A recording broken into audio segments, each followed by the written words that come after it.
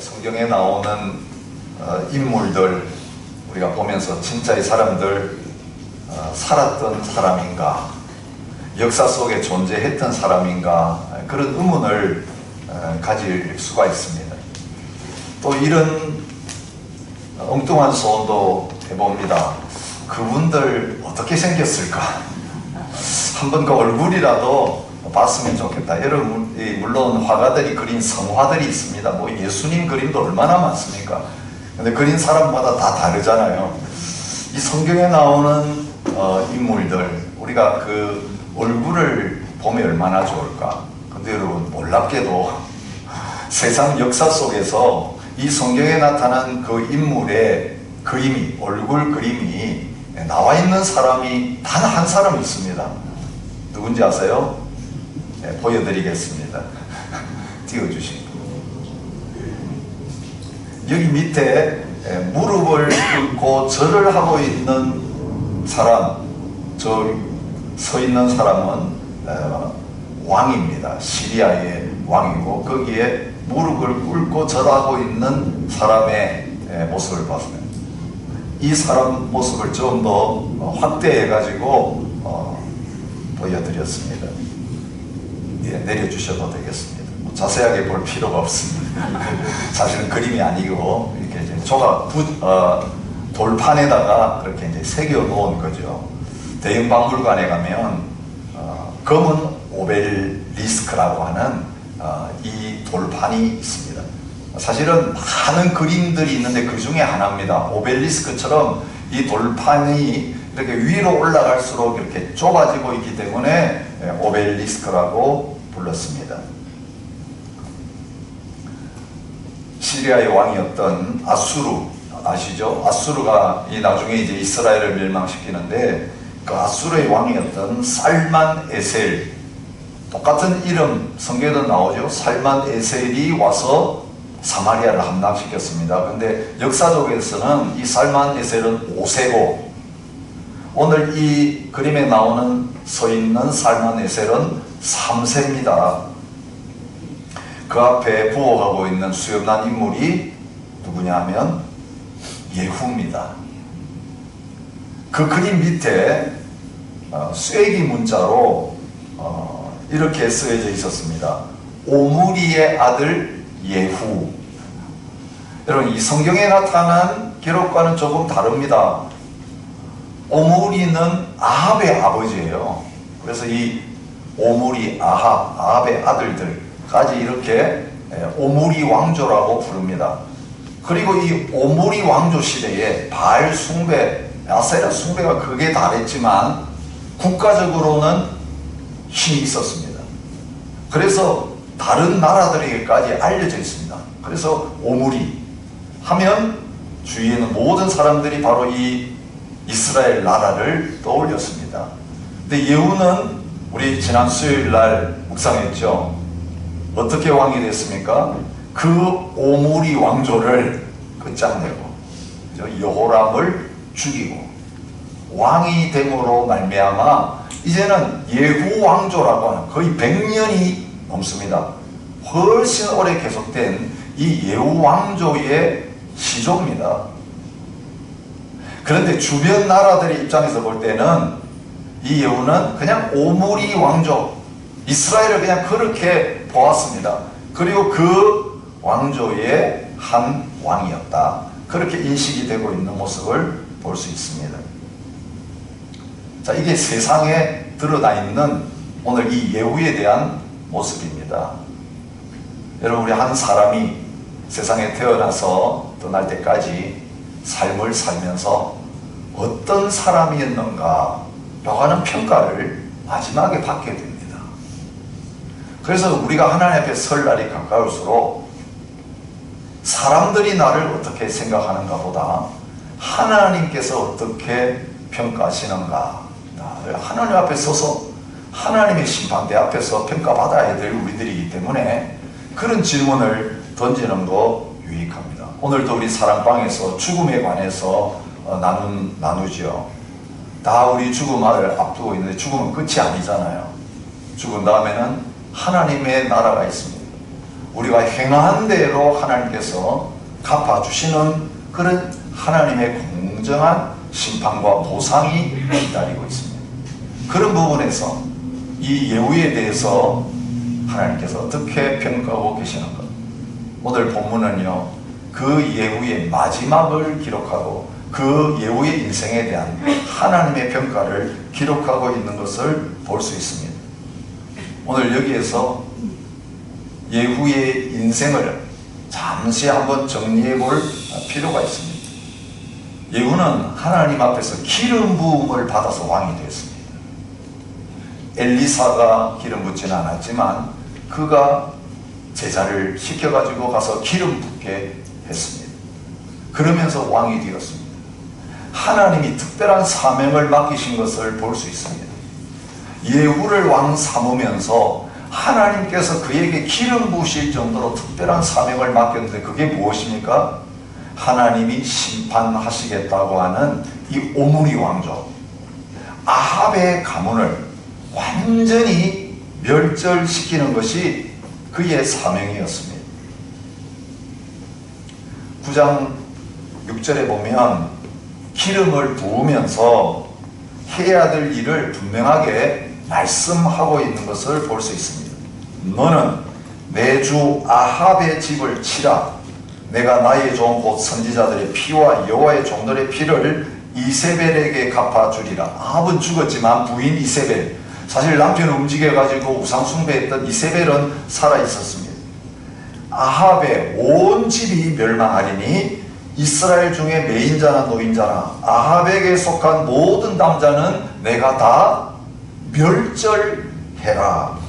그렇게 말씀하고 계시는 것을 볼 수 있습니다. 여러분, 하나님이 시키신 게 뭡니까? 하나님 앞에서 우상 숭배하면서 하나님 거역했던 아합의 집안을 멸절시키는 것이었습니다. 여러분, 여로보암의 집안을 하나님이 그렇게 하셨습니다. 바사의 집안을 하나님이 그렇게 하셨습니다. 이제는 예후를 통해서 오므리의 집안을, 아합의 집안을 그렇게 만드시기 위해서 그를 세웠습니다. 여러분, 9장 10장에 이 예후가 한 일을 쭉 기록하고 있는데요, 여러분 주의 깊게 살펴보셔야 합니다. 하나님의 명령대로 하나님이 시키신 일을 잘하고 있는 예후의 모습을 기록하고 있습니다. 여러분, 오랫동안 나라 다스렸지만 일일이 그가 뭘 했는지 거의 기록하지 않고 있어요. 왕이면 얼마나 나라를 위해서 뭐 한 일이 많겠어요. 근데 그건 하나도 기록하지 않고 하나님의 관점에서 뭘 기록합니까? 이 사람 기름 부어서 아합의 집안을 심판하라고 했는데 그 일 제대로 했느냐 안 했느냐, 그런 관점에서 하나님 앞에서 제대로 한 일만 분명하게 기록하고 있는 것을 볼 수 있습니다. 제일 먼저 한 일이 9장 14절부터 26절에 나타나 있죠. 무슨 일이 했습니까? 예, 아합의 아들 여호람을 죽인 일입니다. 활을 쏘아서 죽였습니다. 그 일을 한 다음에 바로 예후의 입을 통해서 이런 고백이 나옵니다. 여호와께서 말씀하시기를 내가 어제 나봇의 피와 그의 아들들의 피를 분명히 보았노라. 여호와께서 또 말씀하시기를 이 토지에서 내게 갚으리라 하셨으니 그런즉 여호와의 말씀대로 그의 시체를 가져다가 이 밭에 던질지니라.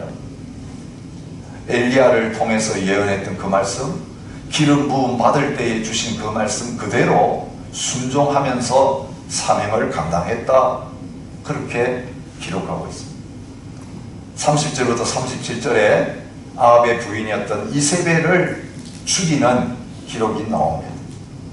그런데 예후는 그 일하면서 이렇게 36절에 말하고 있습니다. 이는 여호와께서 그 종 디셉 사람 엘리야를 통하여 말씀하신 바라. 그리고 그 말씀하신 대로 되었다. 하나님의 말씀에 충실하게 순종하면서 자신의 일을 하고 있는 것을 보여주고 있습니다. 자, 10장 1절부터 11절, 여러분 참 목, 금, 토까지 계속 말씀 묵상하는데 사람 죽이는 피비린내 나는 그 이야기들 우리가 계속 묵상합니다. 오늘도 마찬가지입니다. 아합의 자녀들 70명을 죽입니다. 물론 직접 죽이지 않죠. 다른 사람들이 죽이게 만들면서 다 씨를 말리는 그런 일을 하고 있습니다. 그런데 그 일 한 다음에 10절에서 뭐라고 합니까? 너희는 알라 곧 여호와께서 아합의 집에 대하여 하신 말씀은 하나도 땅에 떨어지지 아니하리라. 여호와께서 그의 종 엘리야를 통하여 하신 말씀을 이제 이루셨거든. 여러분 거기서 나오는 건 뭐냐면 자기가 아니에요. 내가 개혁한다, 내가 이렇게 했다, 그게 아니라 하나님의 말씀하신 대로 이렇게 하고 있고 말씀하신 대로 이루셨다. 여러분 이 고백할 때에 어떤 마음이 있습니까? 철저하게 하나님께서 말씀하시는 대로 행하려고 하는 그 믿음의 중심이 드러나고 있는 것을 볼 수 있습니다. 11절에 가면 아합 집에 속한 이스라엘에 남아있는 자를 다 죽였다. 이스라엘에서도 아합 집 남아있는 사람들 죽이고 17절에 보면 사마리아에 가서도 남아있는 아합에게 속한 사람을 죽여서 진멸했다. 그렇게 말합니다. 그리고 여호와께서 엘리야에게 이르신 말씀과 같이 되었더라. 엘리야는 떠났습니다. 그런데 그 말씀은 살아서 예후를 통해서 그대로 이루어지고 있다는 것을 보여줍니다. 이것은 예후가 직접 한 말이 아니고 예후의 생애를 지금 기록하고 있는 열왕기상, 열왕기하를 기록한 저자의 관점에서, 하나님의 관점에서 그의 모든 한 일을 평가하고 있는 것을 볼 수 있습니다. 여호와께서 하신 말씀대로 되어졌다. 네, 여러분, 그가 이 일들을 해 나가다 보니까 이제 왕이 되고 그 일을 하면서 피의 맛을 보기 시작하다 보니까 그는 하나님께서 시키지 않은 일까지도 하는 자리로 그의 선을 넘는 그런 모습을 보게 됩니다. 여러분, 똑같은 사건을 기록했는데 그 마지막에 여호와의 말씀대로 했더라가 없는 본문이 있어요. 이건 우리 주목해서 보셔야 돼요. 뭐 다 사람 죽이는 이야기 아니냐, 여러분, 그죠? 그런데 그 일이 일어났을 때 하나님의 말씀대로 하고 있고 또 하나님 말씀대로 됐다라고 그렇게 분명히 기록되어 있는 말씀이 있는가 하면 그렇지 않은 말씀이 있습니다. 그것은 자기의 열심으로 한 일입니다. 16절에 보십시오. 나와 함께 가서 여호와를 위한 나의 열심을 보라. 그렇게 말하고 있는 것을 볼 수 있습니다. 여호나답을 만나서 이제 같이 일하자고 하면서 함께 가서 내 열심을 보라. 내 마음과 너 마음이 같냐 물은 다음에 너 나한테 와가지고 내가 얼마나 열심히 있는지 보라. 여러분, 이 열심이라는 단어는 질투라는 뜻을 가진 단어예요. 우상에 대해서, 하나님을 대적하는 자들에 대해서 질투심을 품고 하나님 사랑하기 때문에 열심을 내는 것, 그 일에 대해서 이 단어를 사용했습니다.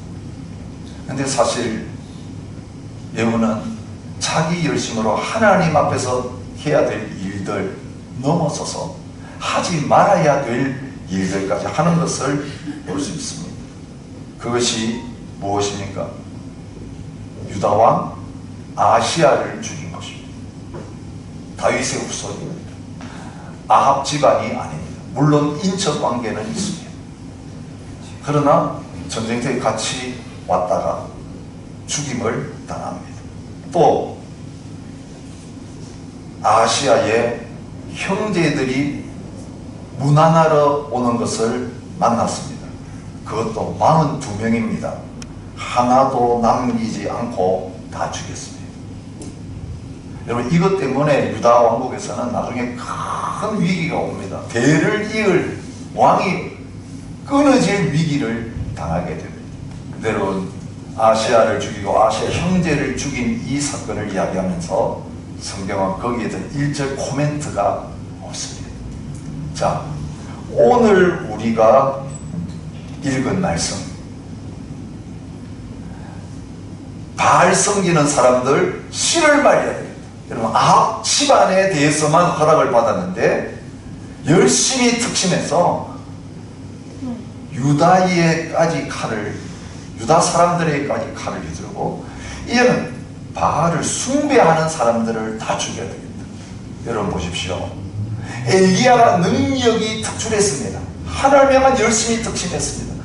그러나 그는 바알과 아세라의 선지자 850명 외에 바알을 섬기는 그 모든 백성들에게 손을 대지 않았습니다. 하늘에서 불을 내릴 수 있는 엘리야입니다. 그런데 그렇게 하지 않으셨습니다. 이게 누구의 마음입니까? 하나님의 마음입니다. 하나님은 심판을 즐겨하시는 하나님이 아니십니다. 심판을 즐겨하지 않으시고 은혜 베풀기를 좋아하십니다. 그 백성들을 하여 경고하십니다. 본을 보입니다. 봐라, 이 집안을 보고 너희들 정신 차리고 하나님께 돌아오라. 그러지만 바알 숭배했다고 해서 바알 섬기는 그 사람들을 씨를 말리니라 하지 않습니다. 그런데 여호는 그 자기 열심으로 거기까지 가고 있어요. 그리고 그가 그 일을 하면서 사용하는 방법은 무엇입니까? 계책이라고 말하고 있습니다. 술수를 쓰고 있습니다. 거짓말하고 있습니다. 여러분, 우리가 하나님의 일을 할 때 그렇게 할 필요가 없습니다. 순종하면 됩니다. 근데 계책을 쓰고 술수를. 아합은 바알을 조금 섬겼지만 나는 더 많이 섬기겠다. 다 모아라. 제사드리겠다. 여러분, 사람들은 아무것도 모르고 왔습니다. 그리고 바알 섬기다가 한 사람도 빠짐없이 다 죽임을 당하는 그런 일이 일어났습니다. 여기에 대해서 하나님의 말씀대로 되었다는 코멘트가 따르지 않습니다. 여러분, 우리 자녀들 키우면서 매를 들 수 있습니다. 또 야단을 칠 수 있습니다. 근데 항상 우리의 문제는 뭡니까?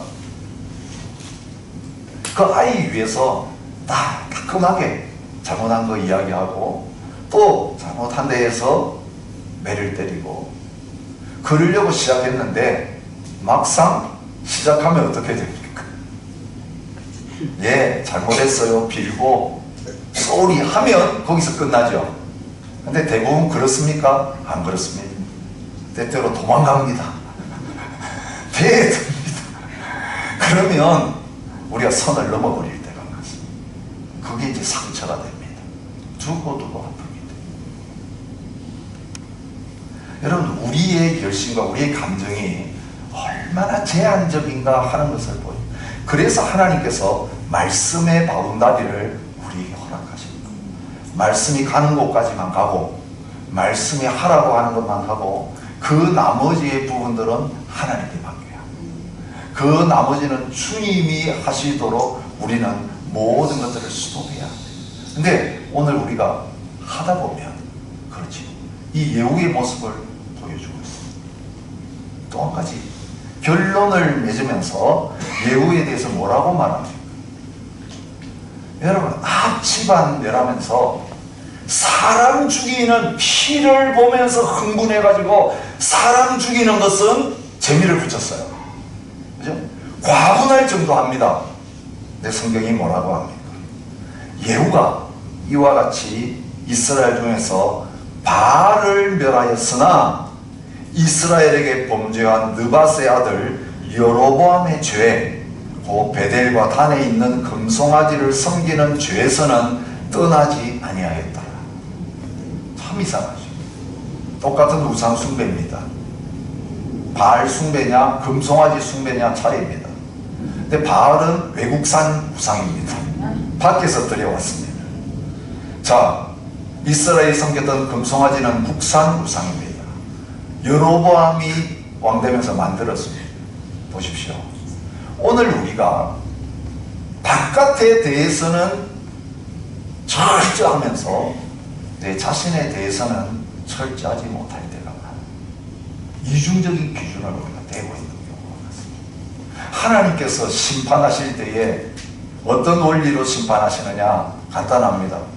너가 다른 사람에 대해서 정죄한 그 기준 그대로 내가 너에게 한번 적용해 보겠다. 그렇게 말씀하신다. 바알에 대해서는 섬기는 사람까지 시를 말했는데 금송아지 숭배, 여러분 대대로 이어내려오는 하나님 보실 때에 똑같이 악한 일인데 거기에 대해서 칼 하나 되지 않았습니다. 신경도 쓰지 않았습니다. 그러면 하나님을 위해서 열심을 내고 바알 숭배 멸하는데 열심을 낸 것은 누구를 위한 것입니까? 왕이 자신의 지위를 든든하게 하기 위한 것입니다. 정치적인 욕망 때문에 그렇게 한 것입니다. 여러분, 오늘 우리가 살아가면서 내 욕심으로 그렇게 하는지 하나님의 뜻에 순종하는 믿음으로 하고 있는지는요, 우리 자신이 우리 스스로를 철저하게 점검해 보지 않으면요 잘 분별하기가 어렵습니다. 바울, 예수님 믿는 사람들 죽이는 일에 앞장섰습니다. 그런데 나중에 어떻게 고백하고 있습니까? 이게 하나님을 향한 열심인 줄 알았다. 그렇게 고백합니다. 열심, 율법을 향하여, 민족을 향하여 하나님을 향한 열심으로 했는데 예수 믿는 사람들을 잡아 죽이는 그 자리까지 가게 된 것입니다. 하나님은 이 일을 정확하게 기록해 놓고 계십니다. 여러분, 하나님은요 공정하신 하나님이에요. 잘한 것은 잘한 대로 그대로 다 기록해 놓으셨습니다. 잘못한 것은 정확하게 그것을 기록해 놓으셨습니다. 그냥 우리의 판단은요 얼마나 어그러질 때가 많아요. 그죠? 우리 인간관계 속에서 그렇습니다. 뭐 부부관계도 그렇고 친구 관계도 그렇고 형제 자매 관계도 그렇고 성도의 관계도 그렇습니다. 우리가 참 잘 지냅니다. 뭐 좋은 것들 참 많이 합니다. 그런데 한번 우리가 상처를 받고 또 틀어지게 되면 어떻습니까? 공정성을 잃어버립니다. 그 사람이 잘한 것에 대해서는 인정하지 않고 잘못한 것에 대해서만 판단하고 공격할 때가 참 많습니다. 하나님 그러시지 않습니다. 오히려 그가 잘한 부분 이렇게 했는데도 이것을 하지 못한 것이 너무너무 안타깝다. 여러분, 하나님 어떻게 하시냐면요, 그래서 너대 끝이다 하지 않으시고 4대 동안 왕위를 이어가게 하겠다. 그렇게 허락하고 은혜를 베푸시는 모습을 볼 수 있습니다. 그 4대 안에 돌아오면 얼마나 좋을까. 비록 예후는 그렇게 못했어도 그 자손들 대해서라도 이 죄를 답습하지 않고 다시 하나님께로 온전히 돌아오면 얼마나 좋을까. 여기에 하나님의 본심이 들어있는 것입니다. 그리고 돌아오도록 하기 위해서 하나님이 허락하신 방법이 뭡니까? 사랑의 징계입니다. 32절, 이때에 여러분이 하나님 앞에서 이 금송아지를 제거하지 않고 절반의 개혁, 절반의 헌신으로 만족하고 있을 때에 이스라엘에서 땅을 잘라내기 시작하심에 하사엘이 이스라엘의 영토를 공격하기 시작합니다. 샬롬이 깨졌습니다. 하는 일 가운데, 나라의 일 가운데 전쟁이 일어났습니다. 하사엘이 들어와서 공격하면서 땅을 잘라내기 시작, 하나하나 잃어버리기 시작하는 그런 일이 일어납니다. 여러분, 열왕기 상하를 보면서 유다의 역사에서나 이스라엘의 역사에서 그들이 하나님 앞에 온전히 서지 못했을 때에 늘 평강이 없었던 것을 봅니다. 이사야 선지자를 통해서 분명히 말씀하셨습니다. 악인에게는 평강이 없다니. 그리고 호세아 선지를 통해서 결국 마지막에는요, 이 예후의 집안에 대해서 하나님 심판하십니다. 호세아의 아들 이스라엘이라고 지어라. 근데 그렇게 하신 이유가 뭡니까? 내가 이스라엘의 피를 예후의 집에 갚으며 이스라엘 족속의 나라를 피할 것이다. 결국 이스라엘 민족 멸망시키는 그것을 예언하시면서 그 대표적인 집안으로 예후의 집에 내가 갚겠다. 그렇게 말씀하고 계시는 것을 볼 수 있습니다. 여러분, 하나님은 어떤 기준으로 판단하십니까? 전심으로 행했느냐 그렇지 않았느냐를 가지고 판단하고 계시는 것을 볼 수 있습니다. 31절입니다. 그러나 예후가 전심으로 이스라엘 하나님 여호와의 율법을 지켜 행하지 않았다. 여러분, 온전한 마음 전부를 들이지 않으면 반심이 됩니다. 그 반심이 나중에는 무심이 됩니다. 하나하나씩 줄어들면서 결국은 아무것도 아닌 자리에 서게 되는 것입니다. 하나님은 다윗에게 기름을 부으셨습니다. 이 열왕기 상하의 유다 왕들의 평가의 기준은 다윗입니다. 다윗처럼 했냐 안 했냐. 그런데 다윗을 기름 부어서 언약을 맺으시면서 너 후손 가운데 메시아가 태어난다고 하시면서 중요하게 보셨던 게 뭡니까? 사람은 외모를 보느냐 나 여호와는 중심을 보느니라. 근데 그 중심이라고 번역된 게 마음이라는 단어예요. 우리 마음이 중심이에요. 마음이. 사실은 우리의 말과 행동 문제가 없을 수 있지만 우리 마음은 이미 병들어 있고 우리의 마음은 심각한 죄의 문제 가운데 빠져 있을 수가 있어요. 근데 사람은 몰라요. 마음을 어떻게 알겠습니까? 함께 사는 부부인데도, 그죠? 우리 자녀들인데도 우리 마음을 읽지 못해서 얼마나 많은 소통의 문제들이 생기고 있습니다. 하나님은 우리 마음을 보십니다.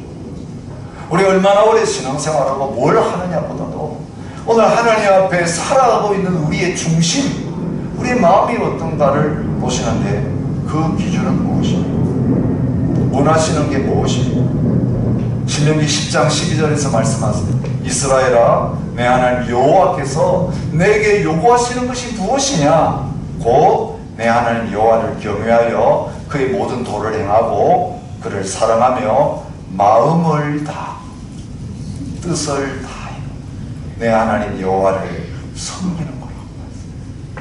다하여 우리의 마음과 뜻을 다해서 하나님을 온전히 섬기는 것을 원하십니다.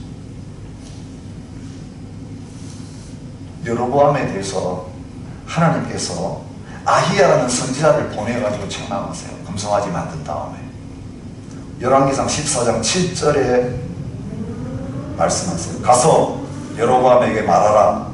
이스라엘의 하나님 여호와의 말씀이 내가 너를 백성 중에서 들어 내 백성 이스라엘의 주권자가 되게 하고 나라를 다윗의 집에서 찢어내어 내게 주었거늘 너는 내 종 다윗이 내 명령을 지켜 전심으로 나를 따르며 나 보기에 정직한 일을 행하였음과 같이 아니했다. 그리고 나를 버렸다. 다윗이 전심으로 행한 것처럼 하지 않았다. 그것이 여로보암을 평가하시는 기준이었습니다. 다윗의 시편 가운데 다윗이 한때 부족한 적이 있었습니다. 다윗 완전한 사람이 아닙니다. 여러분 오해하지 마십시오. 죄를 한 번도 안 짓고 율법을 완전히 다 지킨 사람 아니에요.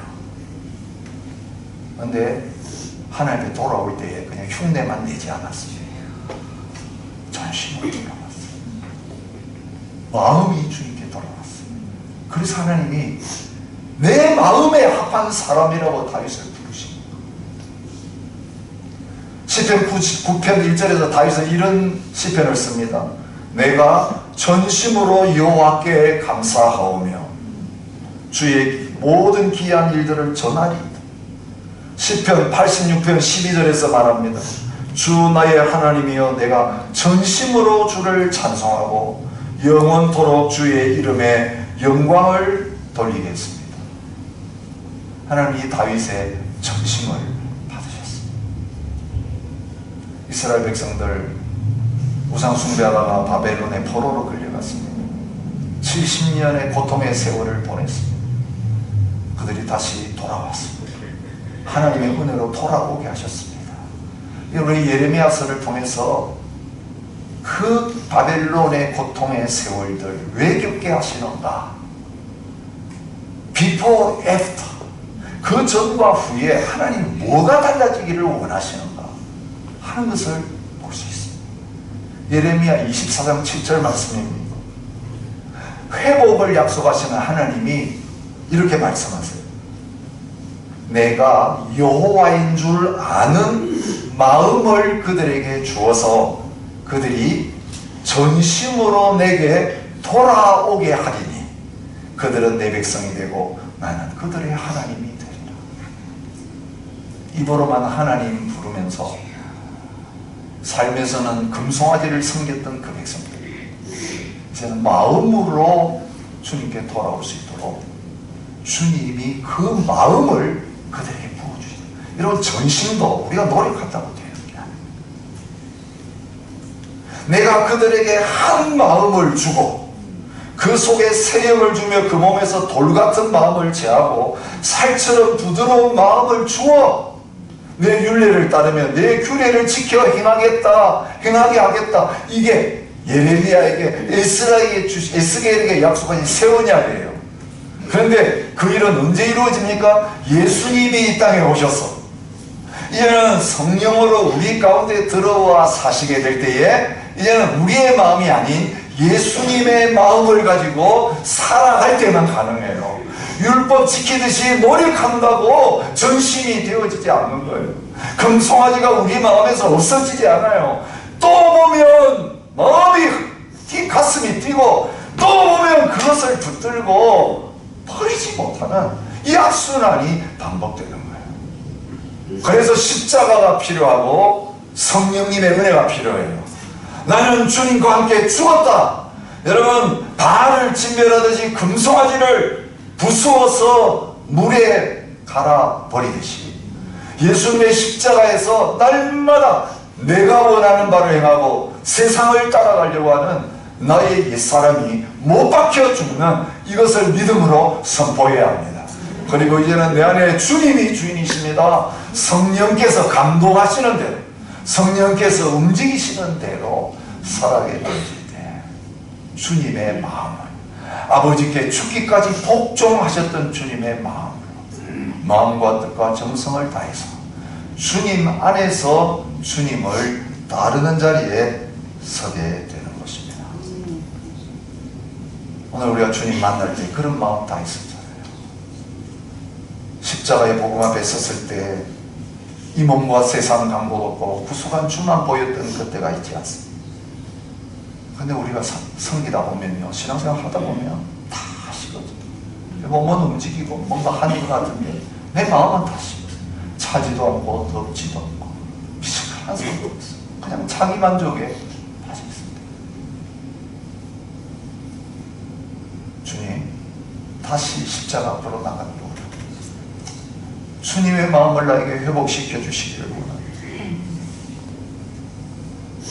예수님 믿고 나서 처음에는 뜨겁다가 시간 지나면 식어지고 나이 들면 더 식어지고 아니라 이전보다 더 뜨거워지고 주님을 더 사랑하고 더 반심이 전심이 되는 자리까지 하나님, 내가 하나님 앞에 설 때는 이 전심을 가지고 주님 앞에 나아가는, 주님 앞에 서게 되는 그런 은혜를 허락하여 주옵소서.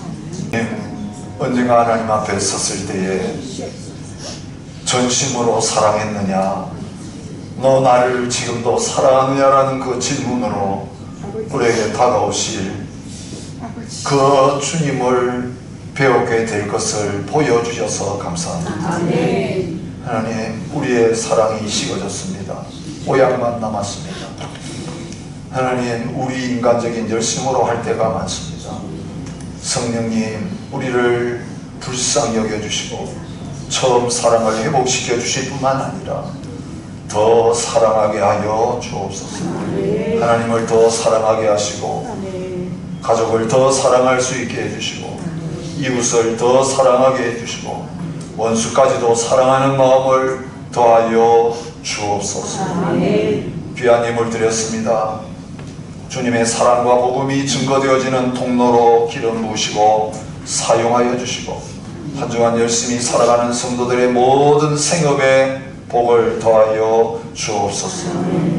이제는 우리 주 예수 그리스도의 은혜와 아버지 하나님의 무한하신 사랑과 성령의 교통하심이 전심으로 하나님을 사랑하며 섬기기 원하는 모든 하나님의 백성들과 몸된 교회 위에 이제로부터 영원히 함께 있을지어다.